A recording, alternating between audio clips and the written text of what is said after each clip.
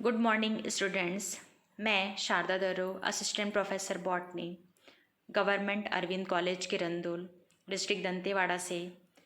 हमारा आज का टॉपिक है plant introduction and secondary centres, जो MSc fourth semester paper second और यूनिट फोर्थ से लिया गया है। सबसे पहले हम देखते हैं कि प्लांट इंट्रोडक्शन क्या है या पादप परिचय क्या है। पादप परिचय हम इस प्रकार से परिभाषित करेंगे कि एक वातावरण से दूसरे वातावरण में किसी पौधे को इंट्रोड्यूस करना प्लांट इंट्रोडक्शन कहलाता है।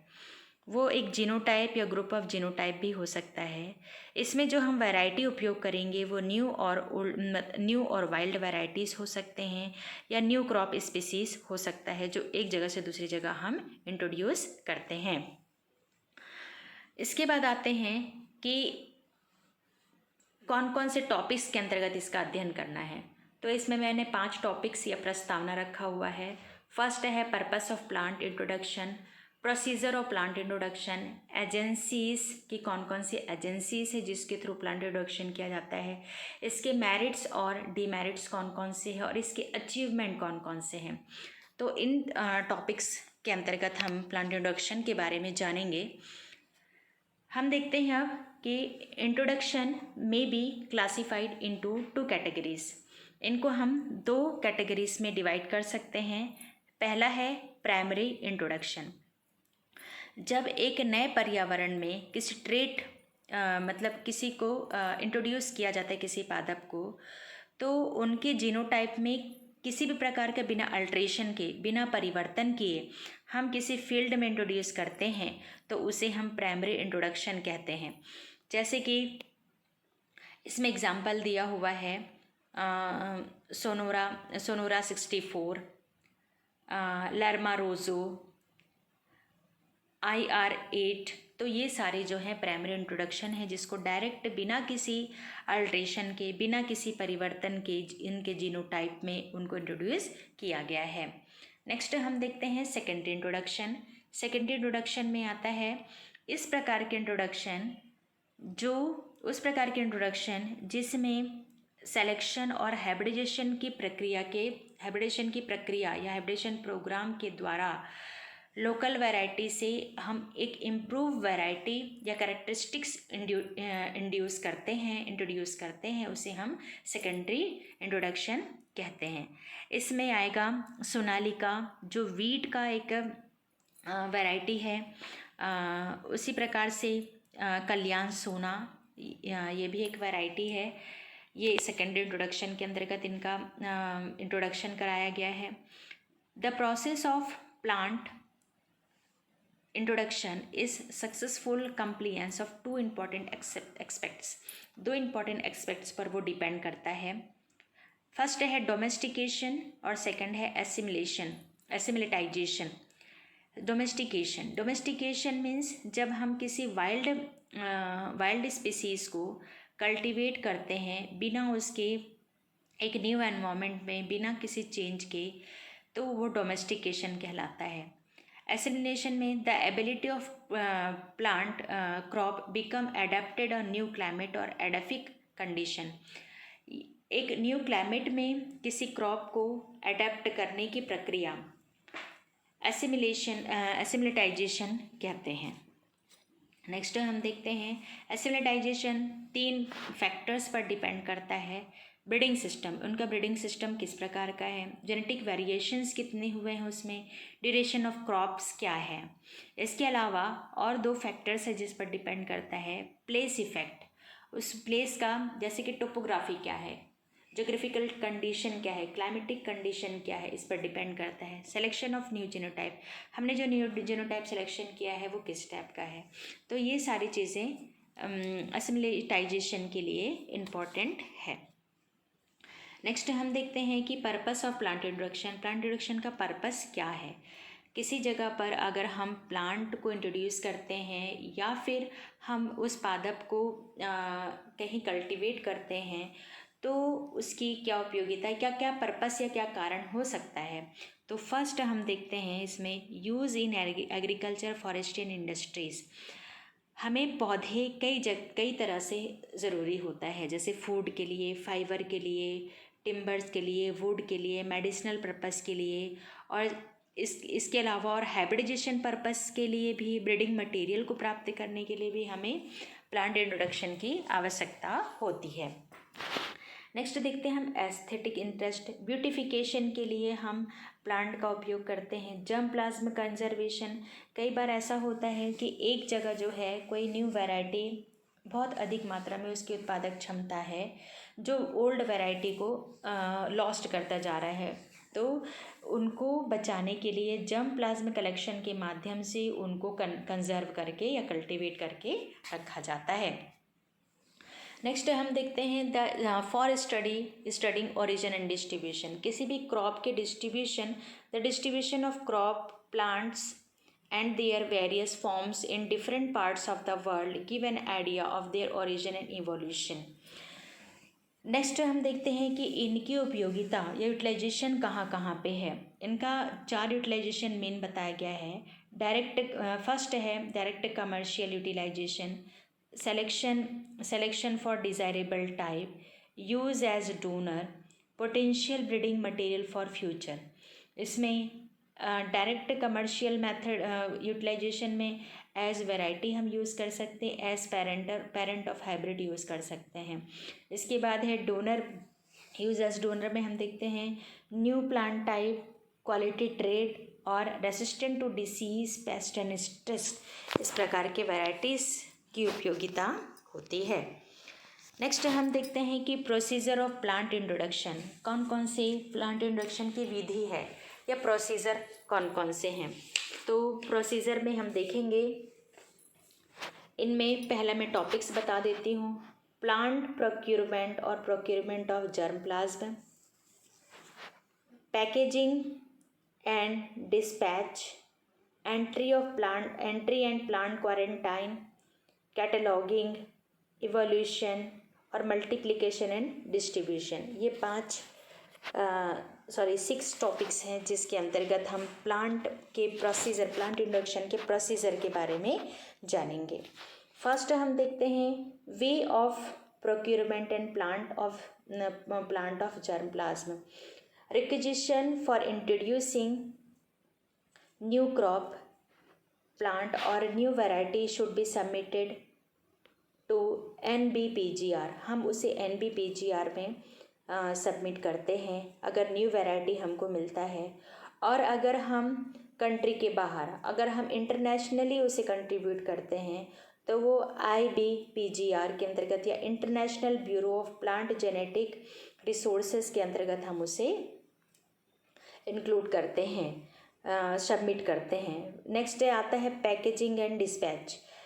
The part of the part मतलब प्लांट के पार्ट जो प्रोपगेशन में यूज़ होता है, जिसे हम प्रोपग्यूल कहते हैं, जैसे कि ये रनर हो सकता है, शक्कर हो सकता है, स्टोलन हो सकता है, बल्ब, रूट का कटिंग हो सकता है, बर्ड्स हो सकते हैं, सीड हो सकते हैं और क्रॉप स्पीसीज हो सकते हैं। तो इन सब को हमें cleaned from the other weed seed, मतलब उनको हम उनके कंटेमिनेंट्स को हम दूर करते हैं।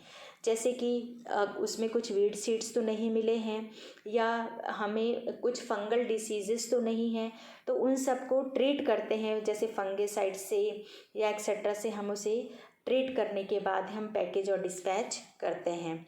नेक्स्ट है entry of plant quarantine. On receipt of the material, the entire inspection is done by the country for the contaminant and the presence of insect disease, nematode are checked। मतलब इस जगह पे कहीं भेजने से पहले हम इसके डिसीज़ के बारे में चेक करते हैं कि इसे कोई इंसेक्ट के द्वारा या कोई डिसीज़ या नेमेटोडल के द्वारा डिसीजेस तो नहीं हुए हैं, उसको हम चेक करेंगे। इंसेक्टिसाइड से ट्रीट करेंगे, फंजीसाइड, इंसेक्टिसाइड, निमेटिसाइड से हम ट्रीट करेंगे, रिलीज़ करेंगे ताकि वो यूज़ के लायक हो सके। और साथ में उसे क्वारंटाइन भी रखेंगे, रेगुलरली एंड क्वारंटाइन उसे रखते हैं। Major is prevent pest disease from the enter to the country and check spreading further. मतलब पूरा चेक करने के बाद, डिसीज़ रजिस्टर करने के बाद, स्ट्रेस रजिस्टर करने के बाद हम उसे किसी दूसरे फर्दर कंट्री में भेजते हैं। नेक्स्ट है cataloguing. After quarantine introduce specimen is given a number of regarding species, variety, place of origin and the data are recorded। मतलब हम जिस वैरायटी को क्वारंटाइन में रखे हैं उसका सबसे पहले हम कैटलॉगिंग करते हैं। किस प्रकार से कैटलॉगिंग करेंगे? वो कौन सी स्पीसीज़ है, कौन सी वैरायटी है, किस प्लेस से लिया गया है, उसका ओरिजिन प्लेस क्या है, इस प्रकार के डाटा हम क्या है रिकॉर्ड करके रखते हैं। नेक्स्ट हम देखते हैं कि प्लांट को जब हम रिकॉर्ड करते हैं तो हम उसे 3 कैटेगरीज में डिवाइड करते हैं। ये एक्जोटिक कलेक्शन जिसे हम EC लिखेंगे, इंडिजिनस कलेक्शन जिसे हम TC लिखेंगे, और इंडिजिनस वाइल्ड कलेक्शन जिसे हम TW से रिमार्क करते हैं। इसके बाद नेक्स्ट आते हैं हम evolution. To assess the potential of new introduction, their performance at different substations are evaluated as well as resistant to disease and pests are evaluated under different environment। evaluation किस प्रकार से करेंगे? जो हमको न्यू वैरायटी मिला है उस new variety को हम इंट्रोड्यूस करते हैं और देखते हैं कि ये रेसिस्टेंट वैरायटी है या नहीं, डिसीज़ रेसिस्टेंट है या नहीं, पेस्ट रेसिस्टेंट है या नहीं, दूसरे एनवायरनमेंट में अडेप्ट हो पाता है या नहीं।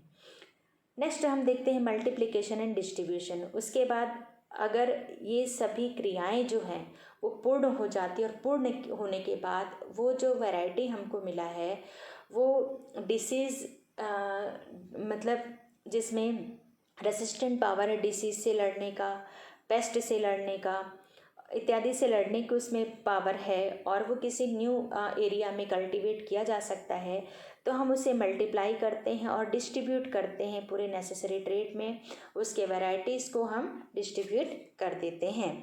नेक्स्ट हम देखते हैं agencies of plant introduction in India. ऐसे कौन कौन से एजेंसीज है जिसमें हम प्लांट इंट्रोडक्शन कर सकते हैं? सबसे बड़ा एजेंसी जो है अपने इंडिया में NBPGR, national bureau of plant genetic resources, which is इसका हेड क्वार्टर न्यू दिल्ली में है और but it has sub station, मतलब इसके बहुत सारे सब स्टेशंस हैं जो एक साथ मिलकर काम करते हैं और न्यू प्लांट वैरायटीज़ को, मटेरियल को इंट्रोड्यूस करने का काम करते हैं। तो इसमें कुछ ऐसे सब स्टेशंस बताए गए हैं NBPGR के, जो इससे पहले मैंने आपके लिए लेक्चर तैयार किया था, उसमें इसके बारे में डिटेल दिया हुआ है NBPGR के बारे में। तो इसके सब स्टेशन है, पहला है शिमला।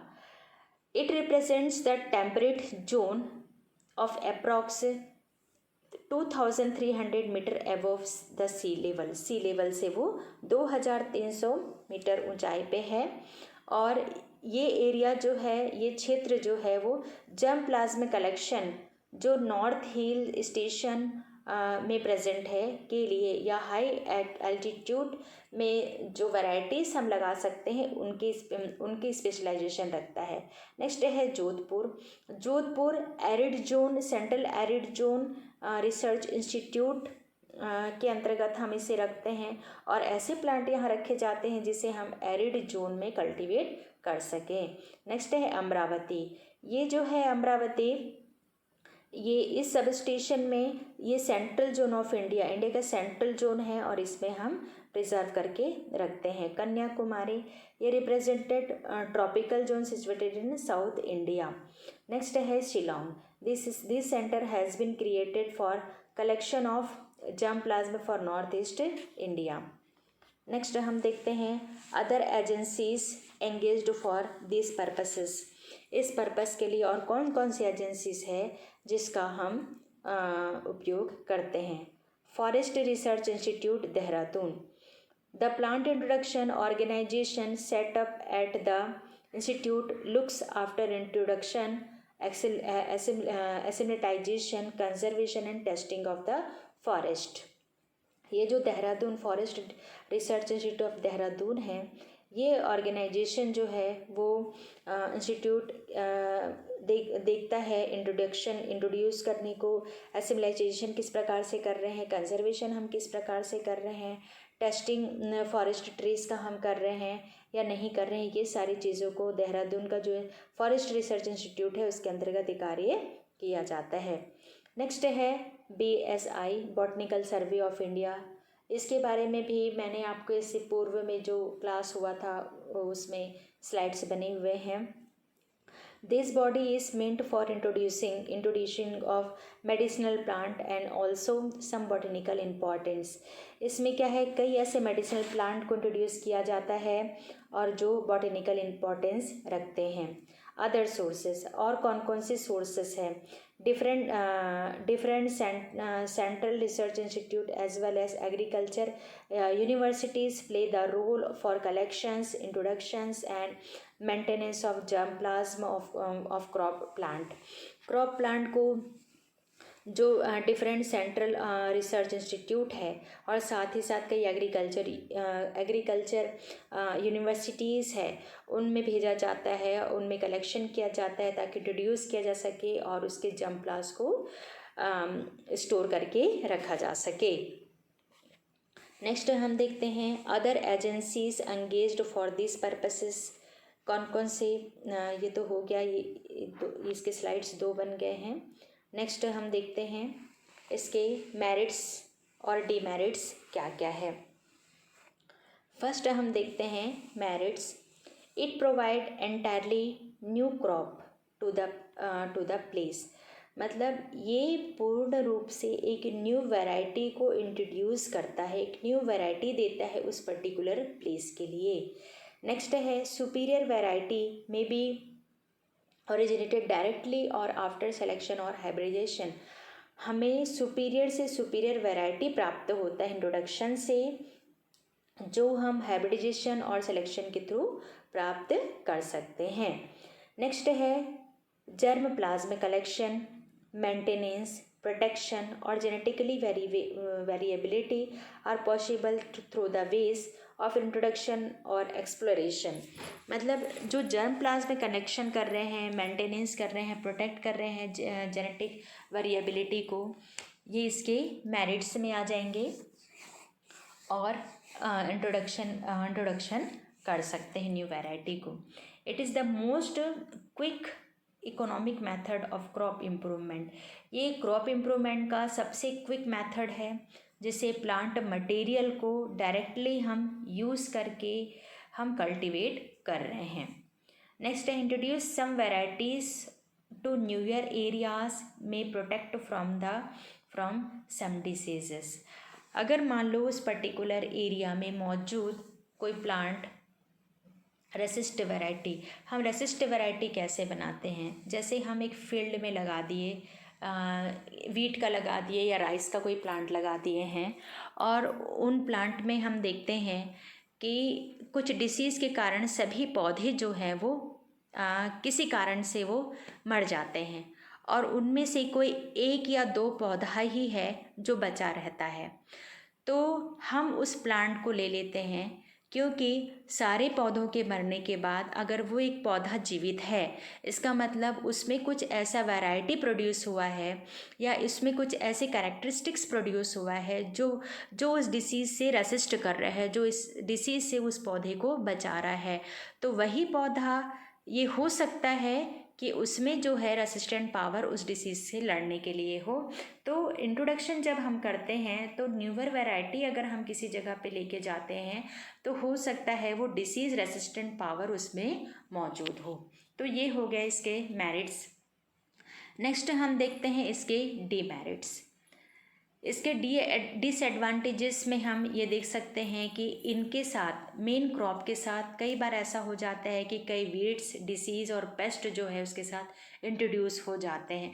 जैसे कि लेंटाना को हमने कल्टीवेट किया था, कल्टीवेशन के पर्पसेस से हम लेके आए थे, परंतु वो एक वाइल्ड वैरायटी के रूप में या एक वीड्स के रूप में फैलता चला जा रहा है। उसी प्रकार से है आर्जीमोन है, इकॉर्निया है, लेंटाना है। जिसे हम दूसरे कंट्री से हम क्या किए थे, इंट्रोड्यूस किए थे क्रॉप प्लांट के रूप में। परंतु ये हमारे लिए क्या हो रहा है, ये हमारे लिए एक ऐसा वैरायटी बन गया है जो निरंतर बढ़ता चला जा रहा है और एक वाइल्ड वैरायटी के रूप में ये आज परिलक्षित है। नेक्स्ट है the fungal diseases like late blight of potato, flat smut of feet, coffee rust, bunchy top of banana, all have been introduced in India along with plant material। मतलब क्या है, जब हम कोई डिसीज़ रेसिस्टेंट वैरायटी लेके आते हैं तो कुछ ऐसे वैरायटीज़ होते हैं जिनके साथ डिसीजेस भी आ जाते हैं, जैसे कि late blight of potato, flat smut, मतलब जो डिसीजेस यहाँ पे दिया हुआ है वो डिसीजेस भी उस प्लांट के साथ इंट्रोड्यूस हो जाते हैं। नेक्स्ट है many insect pest like potato tuber moth, woolly aphis of apple, fluted scalp of citrus, ये भी इंडिया में इंट्रोड्यूस हो चुके हैं प्लांट इंट्रोडक्शन के साथ। तो ये सभी इसके डीमेरिट्स है जो हमें डिसएडवांटेजेस देते हैं। अगर कहीं से वैरायटी लेके आते हैं तो उसका जितने भी प्रोसेसेस में प्रोसीजर बताई हूँ, वो अगर प्रोसीजर होने के बाद भी कई बार ऐसा होता है कि कुछ वैरायटीज़ ऐसे आ जाते हैं जो हमारे लिए हानिकारक सिद्ध हो सकते हैं या वाइल्ड वैरायटी के रूप में ये हो सकता है। नेक्स्ट है वीड्स के रूप में हो सकते हैं। नेक्स्ट है द एग्जाम्पल ऑफ अचीवमेंट और अचीवमेंट कौन कौन से हैं इसके पॉइंट में। अचीवमेंट में a new crop species, first आएगा new crop species, the crop like potato, maize, groundnut, chillies, coffee, rubber, guava, grapes, pineapple, many ornamental like gulmohar, salvia, aster, ये सभी इंट्रोड्यूस किया गया है इंडिया में आउटसाइड से या बाहर कंट्रीज से। ये हमारा अचीवमेंट है। नेक्स्ट है new crop variety, direct multiplication and releases of new varieties, dwarf wheat variety जैसे Sonora 64, Lerma Rojo, draft rice varieties like TN1, IR8 are introduce in India. मतलब इंडिया में ये आउटसाइड से आया है, इंट्रोड्यूस किया गया है और डायरेक्टली हमारे द्वारा यूज़ किया जा रहा है। These are many more example of direct release of varieties in other crop plant like oats, soyabean, tomato, cauliflower and onions. Next है selection of desirable varieties. Many varieties have come up after selection from the introduced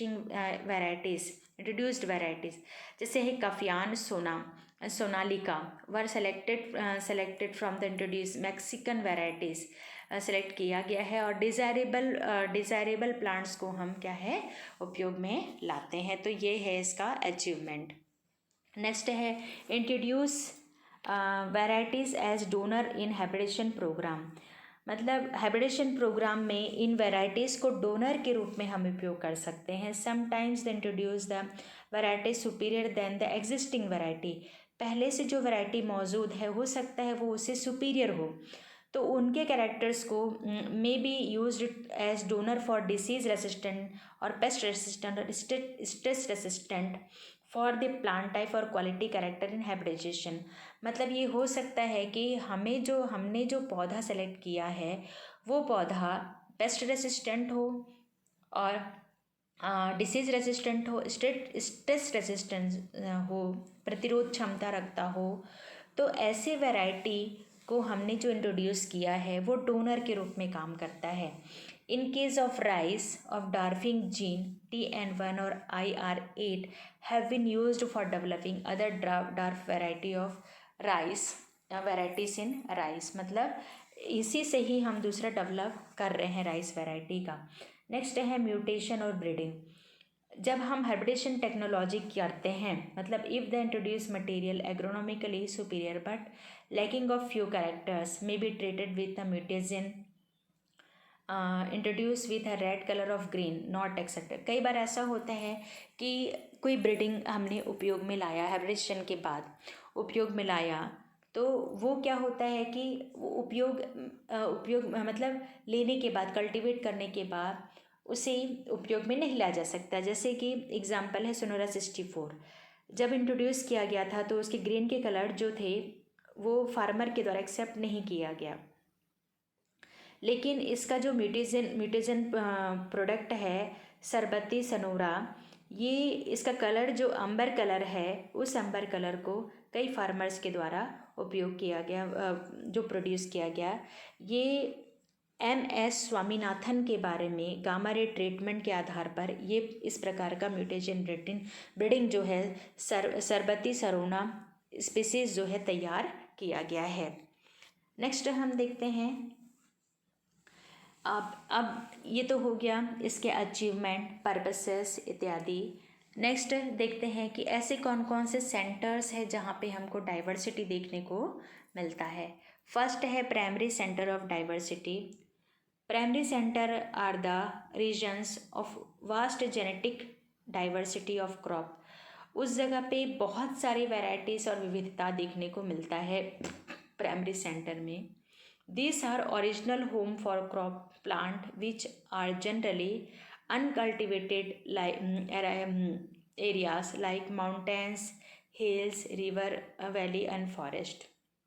Main features of the center of diversity, मतलब इस primary diversity के क्या features हैं। They have wide genetic diversity, इसमें बहुत wide genetic diversity होता है। Have large number of dormant genes, इसमें डोरमेंट जीन्स ज़्यादा प्रेजेंट होते हैं। मोस्टली हैव वाइल्ड कैरेक्टर्स, इसमें वाइल्ड कैरेक्टर मौजूद होता है। एग्जिबिट लेस क्रॉसिंग ओवर, ये क्रॉसिंग ओवर में बहुत कम क्षमता रखते हैं। और नेचुरल सिलेक्शन ऑपरेट्स। नेक्स्ट देखते हैं secondary centres of diversity. These are the area where contain crop species show considerable diversity although did not originate there. Originate तो नहीं होते लेकिन स्पीसीज के यहाँ पे डाइवर्सिटी देखने को मिलता है। और इनके फीचर्स हैं have lesser genetic diversity than primary centres. Primary centre से कम डाइवर्सिटी इस क्षेत्र में होता है। Have large number of recessive genes, इसमें जैसे कि उसमें डोरमेंट जीन्स होते हैं, डोमिनेंट जीन्स होते हैं, वैसे यहाँ पे रिसेसिव जीन्स होते हैं। एग्जिबिट मोर क्रॉसिंग ओवर, ये मोर क्रॉसिंग ओवर कर सकते हैं। Both natural artificial selection operated, ये आर्टिफिशियल और सिलेक्शन दोनों ही सिलेक्शन से ऑपरेट होते हैं। तो ये हो गया primary and secondary centres of diversity. इसके बाद हम आगे देखेंगे कि सेकेंडरी सेंटर्स ऐसे कौन कौन से हैं जिनके अंतर्गत जो है वो प्लांट इंट्रोडक्शन किया जाता है या प्लांट को इंट्रोड्यूस किया जाता है। इसमें हम देखेंगे सेकेंडरी सेंटर ऑफ ओरिजिन कौन कौन से हैं। फर्स्ट है, इसमें है मेडिटेरेनियन सेंटर ओरिजिन, जिसमें पिपरमेंट इसके लिए मेन इंट्रोड्यूस किया गया है। Abyssinian it include Ethiopia and हिली कंट्रीज लाइक कॉफ़ी जैसे पदार्थ को इस जगह पे इंट्रोड्यूस किया गया है। नेक्स्ट है Central America, this includes region of south Mexico and Central America. It is also known as Mexican centre of origin, मतलब इसे हम मैक्सिकन सेंटर ऑफ ओरिजिन कहते हैं। जो मेनली इंट्रोड्यूस किया गया है पपाया, ग्वावा, एवाकोडा।